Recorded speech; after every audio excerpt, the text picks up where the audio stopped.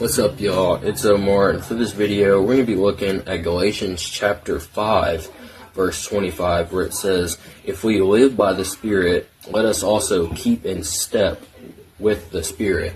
Now, if you'll probably be seeing my video where I tell you to walk by the Spirit, and this is going to have a lot of likeness to that, but I feel like I'm gonna go a little more deeper, and I think it's something that, God revealed to me, because I've been reading Galatians lately. I kind of just finished it by the time y'all are seeing this, but this is something God revealed to me, and because I was reading, it was walk by the Spirit. Most Christians know this. We need to walk by the Spirit, be led by God, and be led by what the Spirit wants us to do rather than the flesh.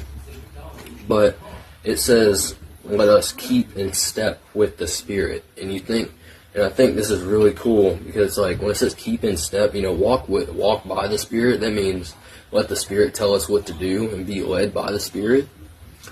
But when it says keep in step with the Spirit, that means we're going to have our own plans. We make our own plans in our mind, naturally, right?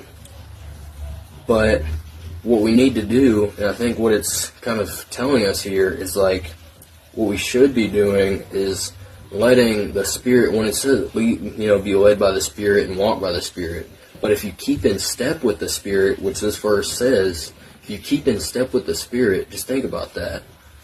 Keeping in step with the Spirit, meaning when the Spirit does something and tells you to do it, when your Spirit does something in your life or shows you that you need to do something, do it, literally let the Spirit of God direct your steps.